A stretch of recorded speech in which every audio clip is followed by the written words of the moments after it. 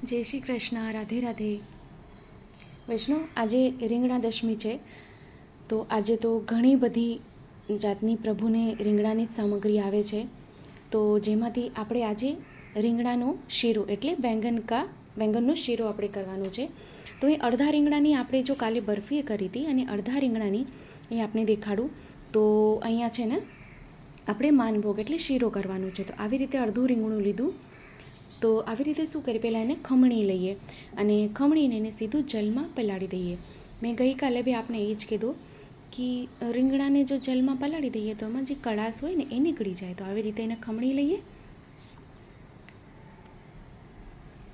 કારણ કે કેવું છે કે આજે જે સખડી ભોગના જેના ઘરે ઠાકોરજી બિરાજે છે એને આખો દિવસ બધા ભોગમાં આજે પ્રભુને રીંગણાની સામગ્રી આવતી હોય છે.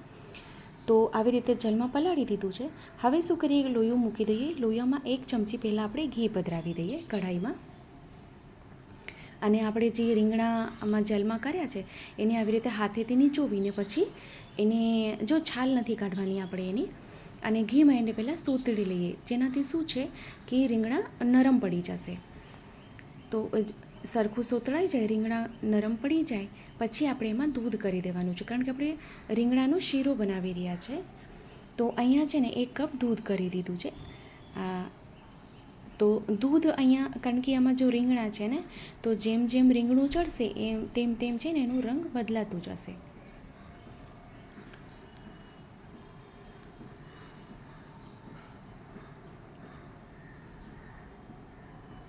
તો આપણે એને સતત ચલાવતા રહીએ. તો અહીંયા આપજો, તો અહીંયા છે દૂધ એકદમ ઉકળવા માંડ્યું છે, દૂધ એકદમ ઘટ્ટ થઈ ગયું છે, આપ અહીં જોઈ શકો છો. હવે આપણે અહીંયા શું કરશું, સાકર પધરાવી દઈશું. આ ટેક્સચર આવે, કારણ કે આપણે શીરો કરી રહ્યા છે. તો આ ટેક્સચર થાય, એકદમ ઘટ્ટ થાય, માવો થઈ જાય પછી આપણે એમાં સાકર પધરાવીએ.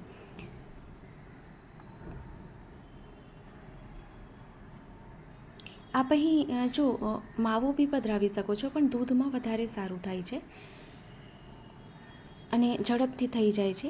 તો અહીં જો અડધું જ રીંગણું લીધું હતું, તો માપમાં આપને કહું, જો આવી રીતે જો મેજરિંગ સ્પૂન આવે છે તો એનાથી 2 સ્પૂન, મોટી ચમચી જે હોય છે એનાથી 2 સ્પૂન નોર્મલ, અને જો 2 ચમચી સાકર, અને જો ઘરની ચમચી આપની હોય તો એનાથી 4 ચમચી, એ ધ્યાન રાખવાનું. સાકર ઓગળે આપણે ત્યાં સુધી જેને ચલાવવાનું છે, એને ઘટ્ટ નથી કરવાનું, કારણ કે આપણે એનો શીરો બનાવી રહ્યા છે એટલે માનભોગ, આપણે એની બરફી નથી કરવાની. તો જો ચેનલ પર નવા હોય તો ચેનલને સબસ્ક્રાઈબ કરશો, બેલ આઇકોન હિટ કરશો કે જ્યારે બી કોઈ સામગ્રીનો વિડીયો મૂકું તો આપ સુધી નોટિફિકેશન આવી જાય.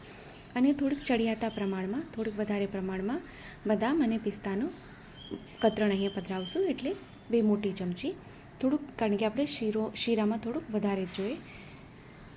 તો હવે શું કરીએ, એલચી બી થોડીક વધારે જ પ્રમાણમાં, એટલે અડધી ચમચી અહીંયા એલચીનો પાવડર પધરાવી દીધું છે સુગંધી માટે.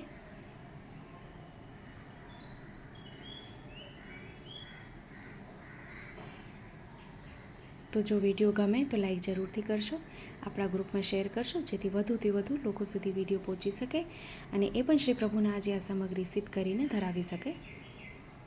તો અહીં ફરીથી મેં 1 ચમચી ઘી પધરાવી દીધું છે, કારણ કે જ્યારે આપણે માનભોગ સિદ્ધ કર્યો તો એમાં ઘી વધારે પડતા જોતું હોય. ફરીથી 1 ચમચી ઘીનો ઉપયોગ કર્યો. તો શીરો સુંદર સિદ્ધ થઈ ગયો છે. હવે ગેસને બંધ કરી દઈએ. શીરો થોડોક ઠંડો થાય એટલે આપણે એને કટોરીમાં સાજી લઈએ.